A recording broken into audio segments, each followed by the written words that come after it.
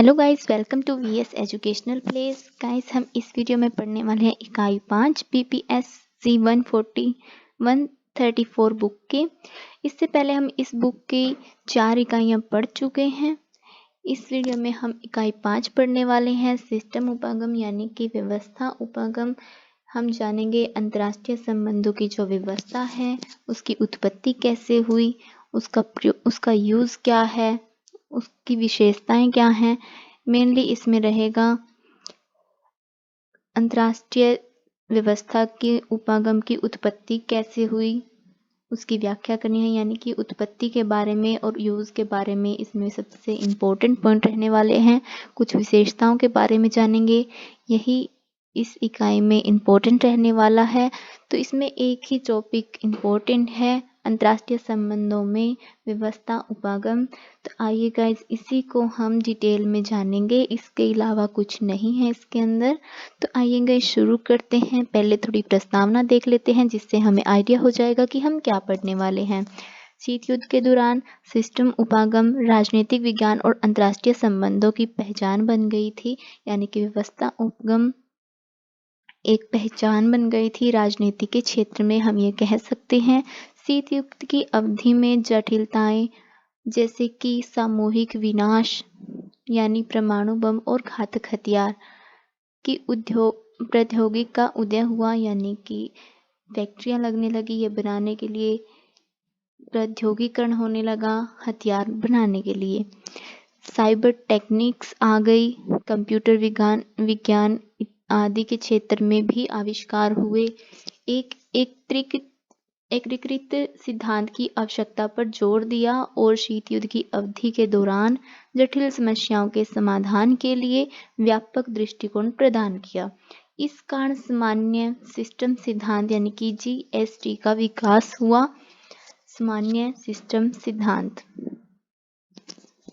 और प्राकृतिक और सामाजिक विज्ञान की विभिन्न शाखाओं के लिए सिस्टम उपागम का उपयोग हुआ, यानी कि इस वजह से बढ़ते हुए प्रौद्योगिकरण की वजह से साइबर टेक्निक, कंप्यूटर, इन सब की आने की वजह से प्रॉब्लम्स और भी बढ़ रही थी।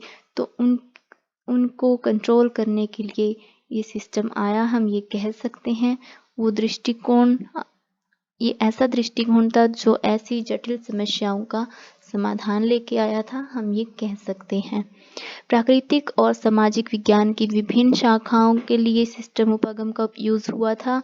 सिस्टम का दृष्टिकोण सामान्य रूप से यह मानता था कि विश्व में प्रत्येक व्यक्ति हैकर सिस्टम एक दूसरे से जुड़े हुए हैं, एक दूसरे पर प्रभाव डालने का प्रयास करते हैं। इसलिए हमें विश्व की किसी भी घटना को समझने के लिए सिस्टम की गतिशीलता को जानने की आवश्यकता है। तो आइए गाइस, जान लेते हैं सिस्टम उपागम या फिर व्यवस्था उपागम होता क्या है। सिस्टम उपागम सिस्टम की पूर्णतः, उसके सब व्यवस्था, रिश्तों और उसके विभिन्न तत्वों के बीच संबंधों के संदर्भ में एक घटना को समझने के लिए रूपरेखा है। यानी कि किसी भी संबंध में, किसी भी रिश्तों में, राजनीति के क्षेत्र में, उन सबको समझने के लिए एक तरीका है सिस्टम उपागम। यह उपागम विज्ञान में न्यूनकरण परंपरा के आलोचक के रूप में उभरा, जो प्राकृतिक के साथ साथ सामाजिक दुनिया के एक खंडित पूर्ण के रूप में मानता है, जिससे एक घटना को समझने के लिए तत्व को देखा जाता है। यानी कि किसी घटना को समझने के लिए तत्वों को देखा जाता है। सिस्टम उपागम एक व्यवस्था के भीतर गतिशील था, अन्य व्यवस्थाओं पर इसका क्या प्रभाव रहेगा वो चेक करता है। अंतर्राष्ट्रीय संबंधों में एक सिस्टम उपागम का उपयोग अंतर्राष्ट्रीय तत्वों के कार्यों की जांच करके एक घटना को समझने के लिए किया जाता है, बजाय इसके तत्वों में होने वाली घटनाओं के विश्लेषण करने के लिए। यानी कि इस सिस्टम का यूज होता है अंतर्राष्ट्रीय स्तर पर कार्य होने वाली घटनाओं की जांच के लिए, उनको समझने के लिए, ना कि इसके तत्वों के होने वाले घटनाक्रम के लिए। एक व्यवस्था को तत्व के एक पारस्परिक समूह के रूप में देख सकते हैं हम। तत्व क्या हो सकते हैं इसमें, जो इसकी 4 विशेषताएं हैं व्यवस्था की, वो तत्व अंतर संबंध, कार्य और उद्देश्य या और नियामक बल इनके ऊपर काम करती है। हमारे पाचन तंत्र का उदाहरण ले सकते हैं, जिसमें दांत, एंजाइम, पेट और आंत जैसे तत्व होते हैं। उसी तरह इस सिस्टम के अंदर तत्व अंतर संबंध, कार्य, उद्देश्य और नियामक बल काम करते हैं मिलके, तब जाके रिजल्ट आ पाता है। हमारे पाचन तंत्र में भोजन के भौतिक प्रवाह से जुड़े होते हैं। जैसे पाचन तंत्र काम करता है भोजन को पचाने के लिए, वैसे ही सिचुएशन को समझने के लिए, उसका सॉल्यूशन निकालने के लिए ये तत्व काम करते हैं सिस्टम उपागम में, व्यवस्था उपागम में। इस प्रकार अंतर संबंधी तत्वों से बनी हर चीज एक फंक्शन या फिर कार्य या फिर उद्देश्य होता है किसी भी तत्वों से बनी चीज का, जो एक नियमित बल द्वारा संचालित होती है, यानी कि उसको चलाने वाला भी कोई ना कोई होता है, जिसे एक व्यवस्था के रूप में माना जा सकता है। मानव समाज की कई प्रणालियों का हिस्सा और प्रत्येक व्यवस्था परस्पर जुड़ी होती है। समाज में अन्य प्रणालियों पर इसका प्रभाव पड़ता है, यानी कि अगर एक ही समाज में रह रहे हैं तो उसका असर एक दूसरे पर पड़ता ही है, ये कहना चाह रहे हैं। व्यवस्था उपागम सामान्य सिस्टम सिद्धांत यानी कि जीएसटी का भौतिक शिशु है, यानी कि उसी का एक पार्ट है। जीएसटी का पार्ट है व्यवस्था उपागम। सामान्य सिस्टम सिद्धांत से ही निकला है व्यवस्था उपागम, जिसे ऑस्ट्रिया में जन्मे कनाडाई जीव विज्ञान लुडविग वॉन बॉर्टललेफे ने पेश किया था। ये जीव वैज्ञानिक यानी कि बायोलॉजिस्ट बोल सकते हैं, हमें बायो के साइंटिस्ट बोल सकते हैं, उन्होंने आविष्कार किया था इसका, ये बोल सकते हैं उन्होंने पहली बार लेके आए थे वो। इसके अंदर general system theory, function, development, application, system सिद्धांत, ये सब उन्होंने प्रस्तुत किया। उनके अनुसार सिस्टम आपसी अंतक्रिया के घटक की एक जटिलता है। उन्होंने सामान्य रूप से सिस्टम के लिए मान्य सिद्धांतों का निर्माण पर ध्यान केंद्रित करते हुए जीएसटी पर एक अनुशासन के रूप में सामने रखा। जिस समय उन्होंने जीएसटी पर काम कर रहे थे तो उस समय दुनिया भर में अभूतपूर्व घटनाएं गुजर रही थी। दो विरोधी गुटों के बीच शीत युद्ध की प्रतिद्वंदिता और सामूहिक विनाश के हथियारों का खतरा था। बहुत से लोग चिंतित थे, दुनिया का विनाश के कगार पर खड़ी थी। इस समय में विशेष रूप से साइबर टेक्निक में विज्ञान और प्रौद्योगिकी ने मानव व्यवहार और समाज को नियंत्रित करने हेतु ज्ञान को लागू करने की संभावना का संकेत दिया। सन 1949 में शिकागो विश्वविद्यालय में मनोविज्ञान विभाग के प्रमुख जेम्स गायर मिलर ने व्यवहार विज्ञान शब्द को मानव व्यवहार के जैविक, मनोवैज्ञानिक और सामाजिक आयामों के एक एकीकृत अध्ययन के क्षेत्र के रूप में निर्मित किया। तब शिक्षावादियों के कुछ वर्ग का ध्यान मानव व्यवहार और सामाजिक संघर्षों पर अंत विषय अनुसंधान करने के लिए स्थानांतरित हो गया। इस लक्ष्य को प्राप्त करने के लिए फोर्ड फाउंडेशन के समर्थन और धन के साथ 1954 में स्टीफन फोर्ड कैलिफोर्निया में व्यवहार विज्ञान में उन्नत अध्ययन केंद्र की स्थापना कर दी, जिसके बाद शांति और एक व्यापक निर्माण में रुचि रखने लगे। मानव व्यवहार सामाजिक संघर्षों के सिद्धांतों के बारे में सिद्धांतों को केंद्र के साथ जोड़ने के लिए आमंत्रित किया गया। जीएसटी को आगे बढ़ाने के लिए एक मुख्य भूमिका निभाई कुछ लोगों ने। अर्थशास्त्री और शांति कार्यकर्ता भी इसमें शामिल रहे। 1956 में उन्होंने society for journal system research की स्थापना की। इससे वार्षिक सम्मेलन आयोजित करना शुरू किया। उसके बाद जर्नल सिस्टम ईयरबुक पत्रिका प्रकाशित करना शुरू हो गया। इसके बाद जर्नल सिस्टम फ्रेमवर्क सामने आए। इसी के साथ साथ इस प्रकार जीएसटी और व्यवहार विज्ञान का अध्ययन करने के लिए बहुत सारे अंत दृष्टिकोणों के रूप में सामाजिक संबंधों पर नियंत्रण रखने के साथ साथ काम शुरू किया। जीएसटी को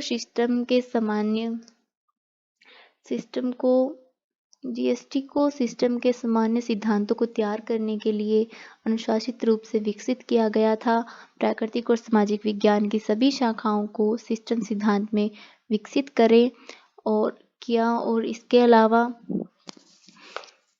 एक साहसिक बयान दिया केनेथ बोल्डिंग ने, जब उन्होंने कहा कि जीएसटी विज्ञान का कंकाल है जिसका उद्देश्य सिस्टम की एक संरचना प्रदान करना है जिस पर प्रत्येक विशेष अनुशासन एवं स्वयं के मांस और रक्त को फीड कर सकता है। इस प्रकार जीएसटी उस समय में प्रमुख विद्वानों के लिए अपील करने लगा और जिन्होंने इसे अपने संबंधित विषयों के अनुकूलित किया। उदाहरण के लिए हम कुछ वैज्ञानिक और समाजशास्त्रियों का नाम ले सकते हैं। इसमें टेलकोट पार्सन्स ने समाजशास्त्र में जीएसटी लागू किया। भाषा विज्ञान के लिए बेला एच बेनाथी ने इसको अप्लाई किया। राजनीतिक विज्ञान और आईआर के विद्वानों ने जीएसटी को अपने विषयों के लिए अनुकूलित किया। इस इकाई में हम इसी के कुछ अंश पढ़ेंगे आगे बिल्कुल डिटेल में। तो आइए शुरू करते हैं। अंतर्राष्ट्रीय संबंधों में व्यवस्था उपागम। ये हमने जाना कि व्यवस्था उपागम होता क्या है। अब अंतर्राष्ट्रीय संबंधों में कहाँ और इसे कैसे कैसे लागू किया गया, आइए जान लेते हैं। पारंपरिक दृष्टिकोण के विपरीत था, यानी कि जैसा कि अंतर्राष्ट्रीय संबंधों में होता आया है, ये उसके उल्टा था, जो केवल घरेलू कारकों जैसे एक राष्ट्र राज्य की विचारधारा या फिर राज्य के प्रमुख चरित्र या फिर आंतरिक मामलों के ओर ध्यान केंद्रित करता है, राष्ट्रों और राज्यों का व्यवहार प्रभावित करता है। इसी प्रकार आईआर के अध्ययन के लिए व्यवस्था उपागम का मूल दृष्टिकोण इस विश्वास में नहीं था कि अंतर्राष्ट्रीय व्यवस्था एक एकीकृत संपूर्ण है जो इसकी संरचना और राष्ट्र राज्यों से बना है। आईआर के अध्ययन को राष्ट्र राज्यों के घरेलू कारकों की जांच करने के बजाय अंतर्राष्ट्रीय व्यवस्था और इसकी विनियमित शक्ति के कार्यों पर ध्यान केंद्रित किया जाना चाहिए। तो आइए जानते हैं कैसे कैसे इसका यूज हुआ। मार्टिन कपलान का व्यवस्था उपागम। पहला बड़ा काम जिस अंतर्राष्ट्रीय संबंध के अनुशासन की व्यवस्था उपागम में प्रस्तुत किया था, मार्टिन ए कपलान का system and process in international politics. Eastern और एलमोंड के विपरीत इसके काम मुख्य रूप से राष्ट्र और राज्यों के भीतर राजनीतिक व्यवस्था पर ध्यान केंद्रित करना था। दुनिया भर में अन्य राजनीतिक व्यवस्थाओं के साथ उनकी अंतःक्रिया कपलान का अध्ययन अंतर्राष्ट्रीय व्यवस्था पर केंद्रित था। उन दिनों के दौरान दुनिया शीत युद्ध की छाया में थी, जिससे राष्ट्र राज्यों के दो प्रतिद्वंदी शिविरों में विभाजित कर दिया था, अमेरिका के नेतृत्व वाले पूंजीवाद गुट और सोवियत समाजवादी गुट के बीच। परिणामस्वरूप मार्टिन कपलान ने एक ध्रुवीकृत दुनिया के रूप में अंतर्राष्ट्रीय व्यवस्था की संरचना की परिकल्पना की थी। उनका मानना था कि अंतर्राष्ट्रीय व्यवस्था के भीतर राष्ट्र राज्यों का व्यवहार नियमितता की एक निश्चित डिग्री है। इस नियमितता के आंतरिक सामंजस्य के स्तर का पता चलता है कि अंतर्राष्ट्रीय व्यवस्था के मॉडल के निर्माण के लिए अंतर्राष्ट्रीय संबंधों के एक विद्वान की मदद करता है। कपलान के अनुसार अंतर्राष्ट्रीय व्यवस्था के पिछले मॉडलों की जांच की मदद से अंतर्राष्ट्रीय व्यवस्था में विभिन्न मॉडलों का विकास की भविष्यवाणी संभव है। 6 अलग-अलग अंतर्राष्ट्रीय व्यवस्थाएं स्थापित की कापलान ने। इनमें से शक्ति संतुलन की व्यवस्था का और बंधन मुक्त द्विध्रुवीय व्यवस्था का इतिहास में अस्तित्व था और बाकी व्यवस्थाएं काल्पनिक थी जो द्विध्रुवीय व्यवस्था के अंत से उभर सकती हैं। कल्पना की 6 व्यवस्थाएं इस प्रकार हैं, यानी कि उन्होंने 6 तरीके की व्यवस्थाएं सोची थी। आइए जान लेते हैं। पहली थी शक्ति संतुलन, यानी कि वो चाहते थे कि अगर सभी के पास इक्वल शक्ति हो, ये उनकी कल्पना की दुनिया है जिसके बीच की अवधि शक्ति संतुलन की व्याख्या करते हुए स्वर्ण युग माना है उन्होंने, जिसमें इस व्यवस्था में समान ताकत वाले 5 मुख्य यूरोपीय शक्तियों का एक बहुद्रव्यीय सक्रियता का समय देखा। इन शक्तियों में सैन्य साधनों की बजाय राजनीतिक माध्यमों से अपनी क्षमताएं बढ़ाने की मांग की। इन शक्तियों के बीच युद्ध के अवसर थे, लेकिन यह तब समाप्त हो गए जब इन शक्तियों में एक के विनाश का खतरा था। इसलिए यह स्पष्ट था कि उन्होंने सिस्टम को बदलने तभी इरादा नहीं किया था, इसके बजाय सिस्टम को संरक्षित करने का प्राथमिक लक्ष्य था। जब एक शक्ति ने दूसरे पर हावी होने का प्रयास किया तो अन्य शक्तियों के साथ इसके खिलाफ एक गठबंधन बनाया। जब एक प्रमुख कर्ता को हार का सामना करना पड़ा तो अन्य शक्तियों ने असफल राज्य को बाहर किया। इसके बजाय पराजित राज्य को फिर से संगठित किया गया दूसरे राज्यों द्वारा व्यवस्था में। इसके अलावा दूसरा था बंधन मुक्त द्विध्रुवीय व्यवस्था। इसमें शक्ति व्यवस्था के संतुलन के विपरीत बंधन मुक्त द्विध्रुवीय व्यवस्था में शीत युद्ध के दौरान विधिकर्ता थे, यानी कि व्यवस्था की बुनियादी संरचना 2 महाशक्तियों के नेतृत्व में 2 बड़े प्रतिद्वंदी गुट थे, जिसमें संयुक्त राज्य अमेरिका और सोवियत संघ था। विचारधाराओं के संदर्भ में ये 2 गुट मौलिक रूप से भिन्न थे। लोकतांत्रिक पूंजीवाद और साम्यवाद। 2 गुटों के अलावा अन्य कर्ता भी थे, जिसे गुट निरपेक्ष राज्य और संयुक्त राष्ट्र जैसे अंतर्राष्ट्रीय संगठन। दोनों महाशक्तियों ने परमाणु विनाश के खतरे के कारण प्रत्यक्ष युद्ध से परहेज किया। इसके अलावा मजबूत द्विध्रुवीय व्यवस्था। इसमें आमतौर पर कई विशेषताएं हो सकती हैं। उदाहरण के लिए मजबूत द्विध्रुवीय व्यवस्था की संरचना 2 प्रतिद्वंदी गुट हैं। दोनों गुटों के कर्ता पदानुक्रम में व्यवस्थित हैं। मजबूत द्विध्रुवीय व्यवस्था को एक बंधन मुक्त द्विध्रुवीय व्यवस्था में बदल दिया जाए यदि दोनों कर्ता गैर पदानुक्रमित रूप से व्यवस्थित हों। एक अन्य महत्वपूर्ण विशेषता गुट कर्ता की तुलना में अन्य कर्ता की भूमिका है, यानी कि संयुक्त राष्ट्र और अंतर्राष्ट्रीय संगठन हाशिए पर चले जाएंगे और गुट निरपेक्ष राज्य या तो अपना महत्व खो देंगे या फिर मजबूत द्विध्रुवीय व्यवस्था में गायब हो जाएंगे। इसके अलावा थी व्यापक व्यवस्था, सार्वभौमिक व्यवस्था कह सकते हैं हम इसे। जब द्विध्रुवीय व्यवस्था गायब हो जाए तो संयुक्त राष्ट्र जैसे अंतर्राष्ट्रीय संगठन विश्व शांति बनाए रखने के लिए अधिक शक्तिशाली हो जाते हैं। यह व्यवस्था गणतांत्रिक राज्यों के संगठन के इमैनुअल कांट के विचार से मेल खाती है, जो कानून के शासन का पालन करते हैं। जो सार्वभौमिक व्यवस्था को विशिष्ट बनाता है वह इसकी प्रकृति और कार्य है, यानी कि सार्वभौमिक व्यवस्था ऊपर रहेगी, जिसमें सार्वभौमिक व्यवस्था एकीकृत और एकजुट व्यवस्था होगी। इसमें न्यायिक, आर्थिक, राजनीतिक, प्रशासनिक काम भी आ जाते हैं।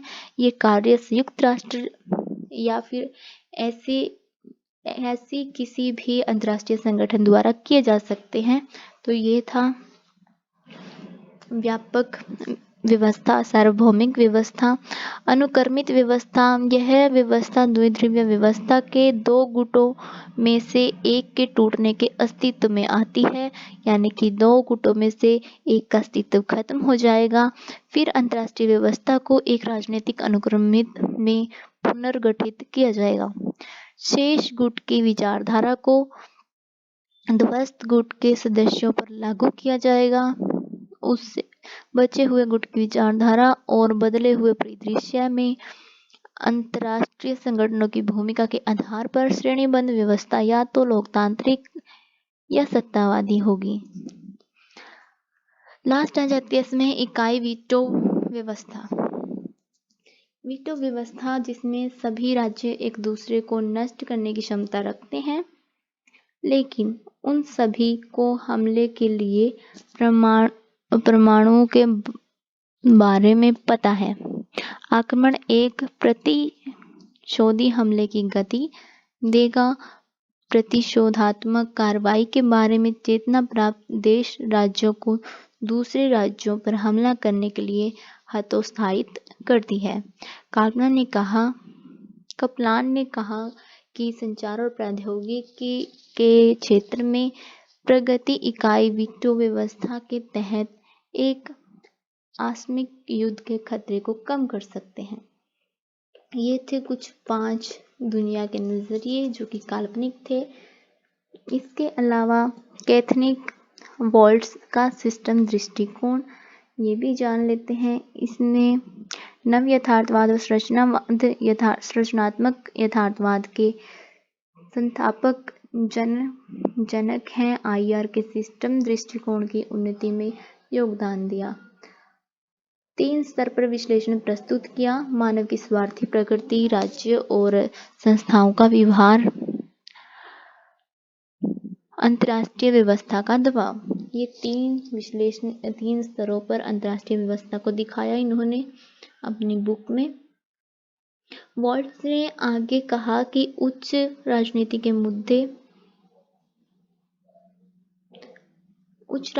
के मुद्दे जैसे युद्ध अंतर्राष्ट्रीय व्यवस्था द्वारा निर्धारित किए जाते हैं।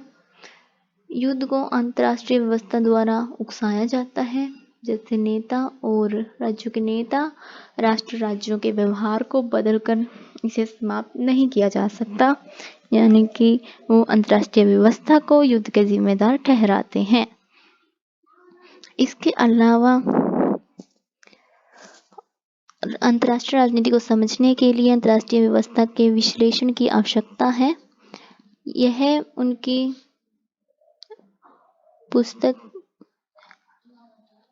के दृष्टिकोणों में साफ दिखाई देता है, जिसमें वॉल्ट्स ने नव यथार्थवाद और सिस्टम दृष्टिकोण की मुख्य विशेषताएं निर्धारित की हैं, जो कि इस तरीके से हैं।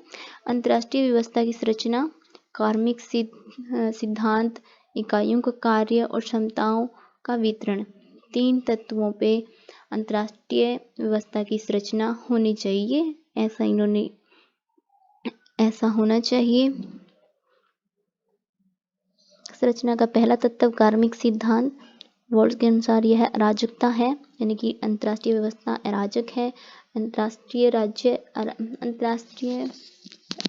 राज्य कह सकते हैं, राज्य अराजक हैं, दुनिया अराजक है, ये हम बोल सकते हैं। ये हम पहले भी पढ़ चुके हैं। यह अंतर्राष्ट्रीय शांति बनाए रखने के लिए विश्व सरकार की अनुपस्थिति के कारण होता है, तो विश्व में एक सरकार होनी चाहिए।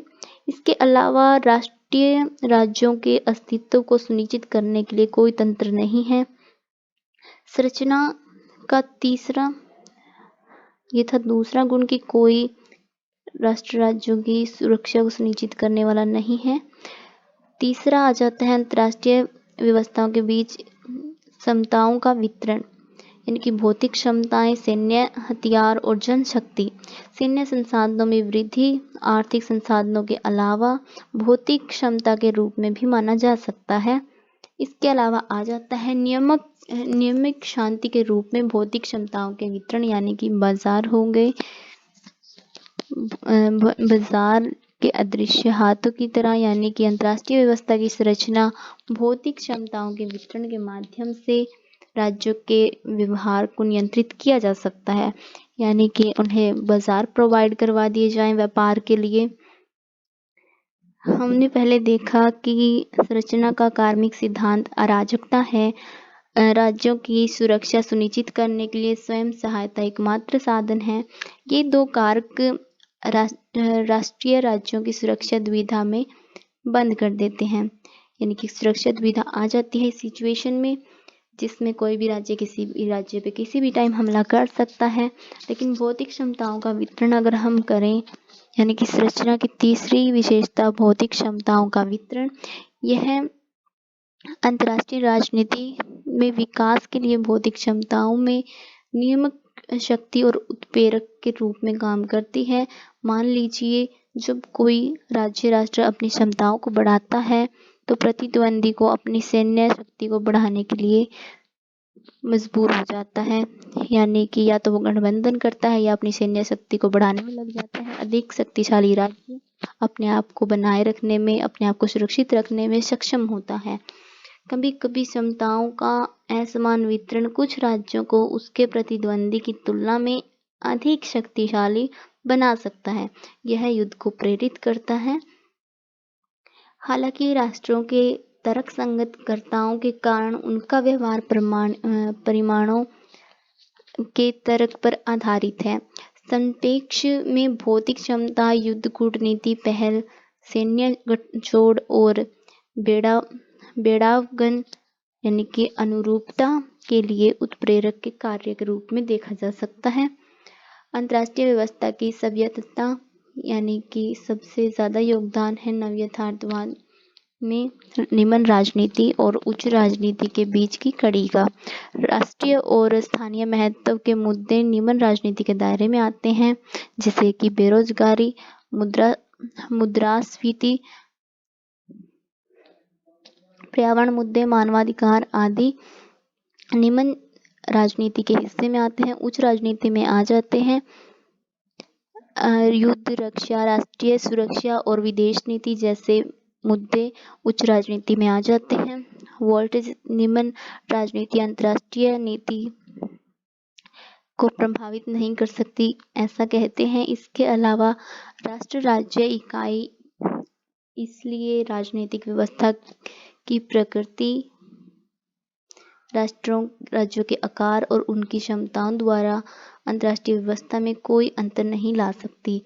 यानी कि राजनीतिक व्यवस्थाओं की प्रकृति, जैसे कि सत्तावादी, लोकतांत्रिक या फिर वैचारिक सुझाव, किस तरीके की राजनीतिक व्यवस्था है किसी राज्य में, इसका अंतर्राष्ट्रीय व्यवस्था पे कोई प्रभाव नहीं पड़ेगा। किसी राष्ट्रीय राज्य का आकार कितना है उसका कोई प्रभाव नहीं पड़ेगा। उसकी क्षमताएं कितनी हैं उसका कोई प्रभाव नहीं पड़ेगा। सभी राष्ट्र राज्यों का काम अपनी राष्ट्र सुरक्षा को अंतर्राष्ट्रीय अराजकता की स्थिति में सुनिश्चित करता है। यानी कि व्यवहार पे डिपेंड होता है कि वो अंतर्राष्ट्रीय अराजकता में कितना सुरक्षित है। यानी कि अगर किसी राज्य का व्यवहार या कार्य दूसरे राज्य के लिए खराब है तो हो सकता है उसकी अराजकता खतरे में हो, उस पे हमला हो सकता है, उस पे युद्ध हो सकता है। लेकिन अगर किसी राष्ट्र राज्य का व्यवहार किसी राज्य के साथ सही है तो युद्ध के जो रीजन है वो कम हो जाते हैं। इसलिए राजनीतिक में आंतरिक आयामों के बावजूद भी राष्ट्र राज्य अपने विदेशी संबंधों के विषय में समान व्यवहार करते हैं। तो यही है इसके अंदर, ये थे कुछ विशेषताएं। इसके अलावा कोहोने और नायक का व्यवस्थित उपागम, इसमें उन्होंने अंतर्राष्ट्रीय व्यवस्था की नव उदारवादी समझ को स्थापित किया, जिसमें उन्होंने प्रक्रियाओं को व्यवस्थित रूप से जांचने की शुरुआती कार्यों में से एक उन्होंने बाद में वैश्वीकरण के रूप में जाना जाने लगा। यानी कि वैश्वीकरण की शुरुआत इनसे मानी जाती है, ऐसा इसमें है। उन्होंने बहुत सारी पुस्तकों का आविष्कार किया। सीमा के इसमें हम अन्याश्रय के युग में रहते हैं। सीमा पार परिवहन, संचार, व्यापार की बढ़ती गति के कारण उन्होंने व्यवस्था उपागम में उन्होंने अपनी पुस्तक में लिखा, स्टार्टिंग में लिखा कि हम अन्याय के युग में रहते हैं। सीमा पार परिवहन, संचार, व्यापार की बढ़ती गति के कारण वैश्वीकरण बढ़ रहा है। इसी वजह से इस पुस्तक में केहोने ने अन्याश्रय को विभिन्न विदेशों के कर्ताओं या देशों के बीच पारस्परिक प्रभाव की स्थिति के रूप में परिभाषित किया है। यह पुस्तक जटिल अन्याश्रियता के नव उदारवादी विचार और अंतर्राष्ट्रीय राजनीति के लिए निहितार्थ को विस्तारित करती है, विशेष रूप से अराजकतावादी अंतर्राष्ट्रीय व्यवस्था में इसके कार्य को लेकर है, जिसमें उदारवाद का एक और शास्त्रीय काम है जिसे आफ्टर हेगेमनी को operation and Discord in the world political economic जैसा एक शीर्षक बताता है। यह पुस्तक प्रस्तावित करती है कि प्रभावशाली सत्ता में प्रमुख भूमिका के बिना भी राष्ट्र राज्यों के बीच सहयोग संभव है। व्यवस्थागत सिद्धांत के रूप में नव यथार्थवादी का विकास किया केहेन ने, और जो बताता है कि कैसे अंतर्राष्ट्रीय संस्था राष्ट्र राज्यों के बीच पारस्परिक निर्भरता की सुविधा प्रदान करते हैं, राष्ट्र राज्यों के व्यवहार को नियमित करते हैं। उदारवादी सिस्टम दृष्टिकोण को समझने के लिए हम अंतर्राष्ट्रीय संस्थानों, संगठनों और उदारवादी के अनुसार शासन जैसी अवधारणा को समझना होगा। अंतर्राष्ट्रीय संस्थाओं को नियमों, सिद्धांतों और अपेक्षाओं के सेट के रूप में परिभाषित किया जाता है और अंतर्राष्ट्रीय संबंधों को नियंत्रित करते हैं। उदाहरण के लिए हम उदार व्यापार व्यवस्था देख सकते हैं।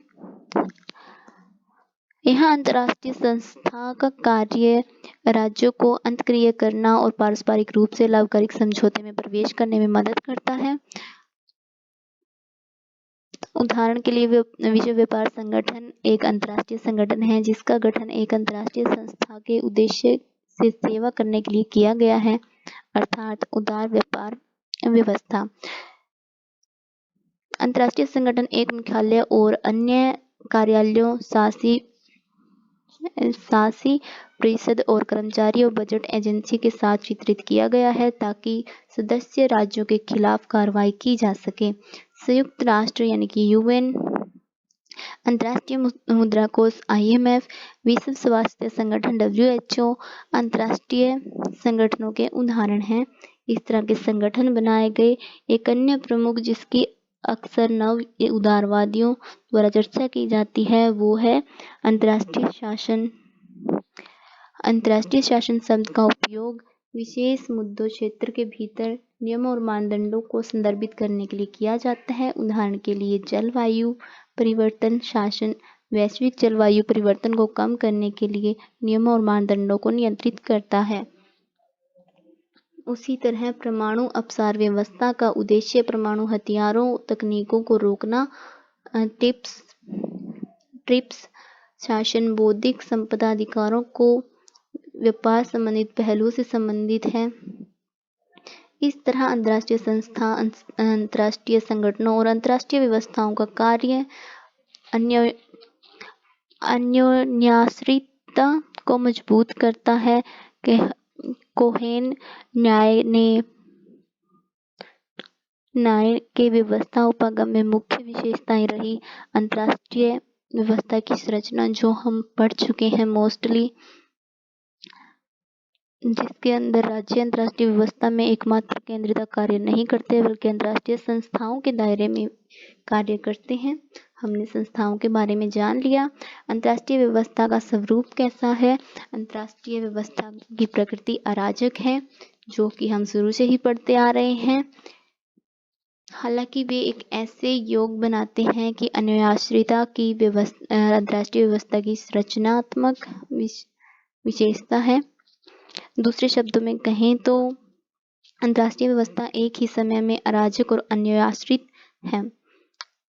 तो इसमें तीसरा पॉइंट आ जाता है अंतर्राष्ट्रीय व्यवस्था में नियमिक शक्ति।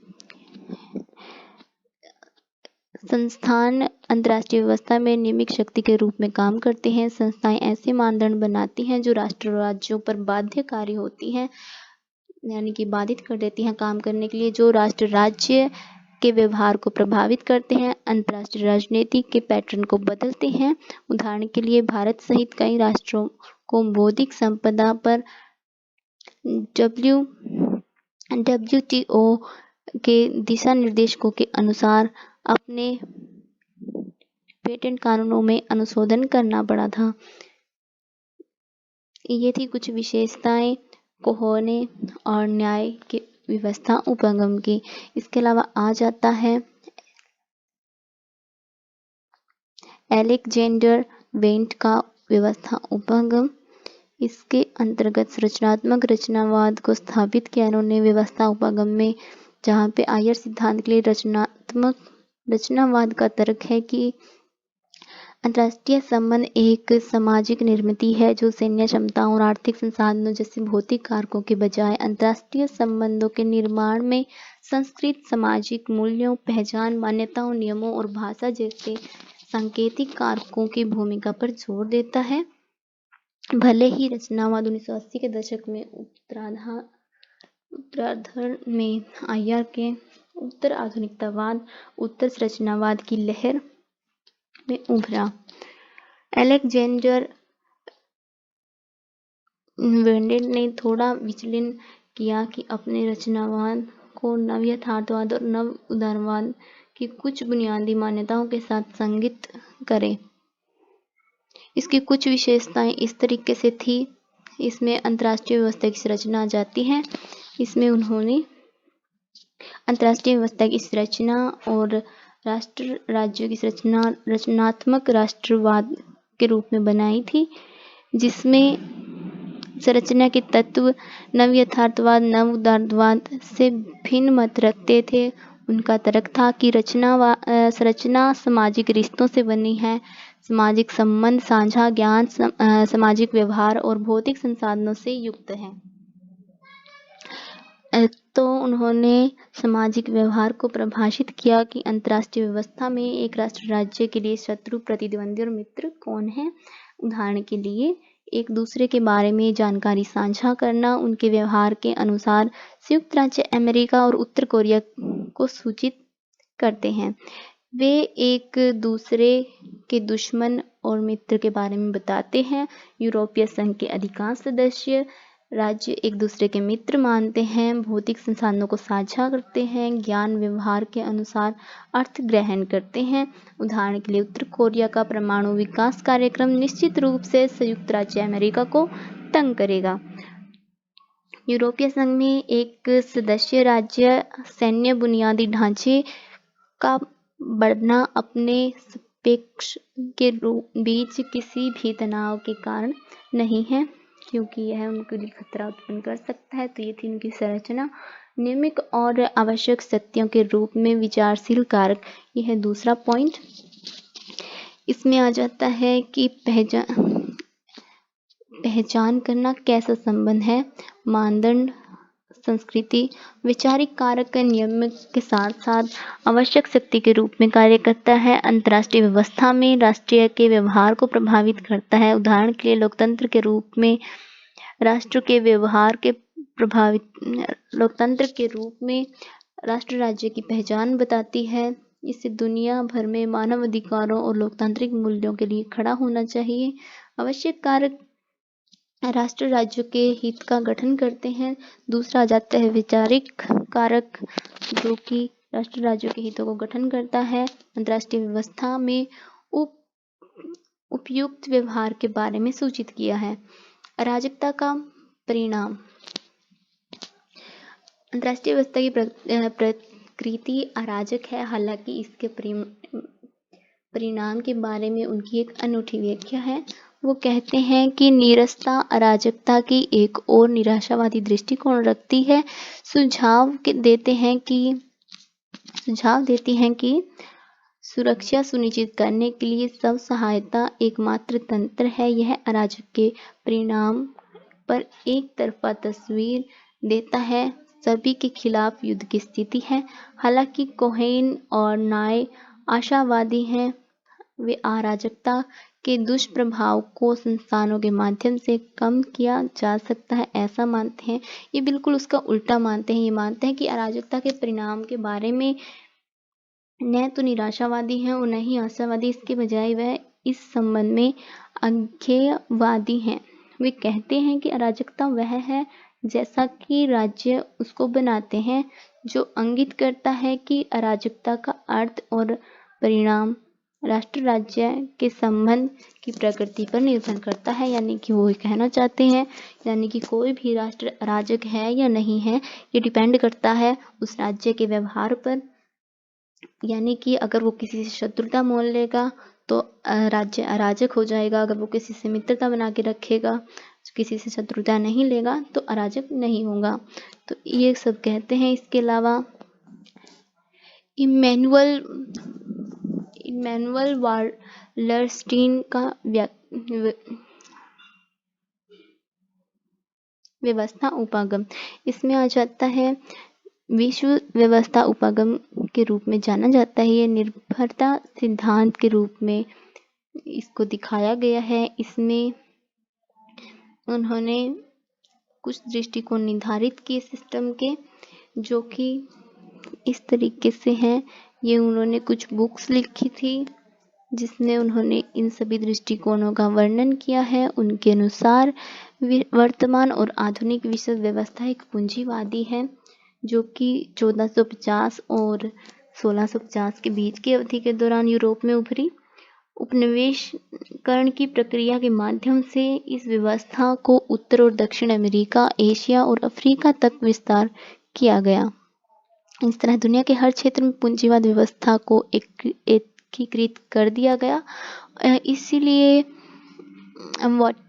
वॉलरस्टीन का मूल तर्क यह है कि दुनिया स्वतंत्र और अलग राष्ट्र राज्यों का समूह नहीं है। इसके बजाय ये एक बड़ी व्यवस्था है जो कि अपेक्षाकृत स्थिर और राजनीतिक संबंधों का समूह है, जिसे वैश्विक पूंजी द्वारा विनियमित किया जा सकता है। इसलिए उनका सुझाव है कि प्रत्येक राष्ट्र राज्य के भीतर घटनाक्रम पर पूरी तरह से ध्यान केंद्रित करने से विश्व व्यवस्था के घटनाक्रमों की स्पष्ट तस्वीर सामने नहीं आएगी, बल्कि हमें विश्व व्यवस्था की समग्र रूप से इसके विनियमित शक्तियों और इसके घटकों की अंत क्रिया की जांच करनी होगी। वालरस्टीन के व्यवस्था उपागम की निम्न प्रमुख विशेषताएं हैं। यानी कि इनके व्यवस्था उपगम की विशेषताएं हैं आधुनिक विश्व व्यवस्था की संरचना। यानी कि उन्होंने सभी आधुनिक पहलुओं को देखते हुए इस व्यवस्था का निर्माण किया, जिससे कि आर्थिक क्षेत्र, राष्ट्र राज्य क्षेत्र, सामाजिक वर्ग, स्थिति समूह, इन सबको देखते हुए आर्थिक क्षेत्र में आ जाते हैं। विभाजन के आधार पर भौगोलिक क्षेत्र के वर्गीकरण, यानी कि क्षेत्रीय वर्गीकरण कह सकते हैं। सबसे उन्नत वस्तुओं के विनिर्माण केंद्र का उत्पादन कह सकते हैं। मूल दुनिया की तकनीक रूप में उन्नत क्षेत्र है। यहाँ पर वैश्विक उत्तर के रूप में जाना जा सकता है। मूल सबसे उन्नत वस्तु के उत्पादन में विशेषज्ञता और पूंजी गहन करने का क्षेत्र भी है। मूल प्रतिनिधित्व पश्चिम यूरोप, संयुक्त राज्य अमेरिका और जापान द्वारा किया जाता है। 3 आर्थिक क्षेत्र हैं, मूल, परिधीय और अर्धपरिधीय। मूल के बारे में हमने जान लिया। तो आइए जानते हैं परिधीय। ये बिल्कुल इस मूल के अपोजिट है। दुनिया में सबसे कम विकसित क्षेत्र है, जिसमें ग्लोबल साउथ के रूप में जाना जाता है। परिधीय प्राथमिक वस्तुओं के उत्पादन में लगा हुआ है। परिधीय आर्थिक क्षेत्र अपेक्षाकृत कम तकनीकी रूप में परिष्कृत और कोर की तुलना में अधिक गहन है। इस कारणों से ही पृथ्वी को अपनी उपज को कम लाभ मिलता है। पृथ्वी का प्रतिनिधित्व लैटिन अमेरिका, एशिया और अफ्रीका के अधिकांश क्षेत्रों द्वारा किया जाता है। इसके अलावा जाता है अर्ध पृथ्वी, एक ऐसा क्षेत्र है जिसमें लगभग आधा कोर और आधा पृथ्वी जैसा गतिविधियों का मिश्रण होता है, यानी कि अर्थव्यवस्थाओं जैसे कि भारत, चीन, दक्षिण अफ्रीका। आधुनिक विश्व का दूसरा घटक राष्ट्र राज्य है। आधुनिक विश्व राजनीतिक रूप से एक संप्रभु और क्षेत्रीय रूप से बाध्य राष्ट्रों को संगठित करता है। आधुनिक विश्व का तीसरा घटक सामाजिक वर्ग है। पूंजीवादी व्यवस्था में सामाजिक वर्ग उत्पादन के संसाधनों के लिए लोगों के संबंधों के आधार पर बनता है। जो उत्पादन के साधन के मालिक हैं वे पूंजीपति हैं और जो इससे वंचित हैं वे श्रमिक हैं। आधुनिक विश्व का चौथा घटक स्थिति समूह है। एकजुटता के आधार पर सामाजिक समूह सांस्कृतिक पहचान से उत्पन्न होता है। धर्म, भाषा, नस्ल या फिर जातीय आधार पर विभाजन की श्रेणी को संबोधित करता है। इसके अलावा आ जाता है ये थी संरचना विश्व व्यवस्था की। इसके अलावा आ जाता है आधुनिक विश्व व्यवस्था का स्वरूप कैसा है, तो पूंजीवादी स्वरूप है। इस व्यवस्था के तहत आर्थिक शक्ति उन लोगों के हाथ में रहती है जो उत्पादन के साधन के मालिक होते हैं। ये मालिक अधिकतम लाभ के विनियोग से ग्रस्त हैं। पूंजीवादी आधुनिक विश्व व्यवस्था स्वाभाविक रूप से शोषणकारी है। पूंजीवादी श्रमिकों का शोषण करते हैं, कॉरपोरेट का शोषण करते हैं, जिससे विश्व अर्थव्यवस्था में अत्यधिक आर्थिक असमानता पैदा हो गई है। तीसरा आ जाता है इसमें आधुनिक विश्व व्यवस्था की नियामक शक्ति।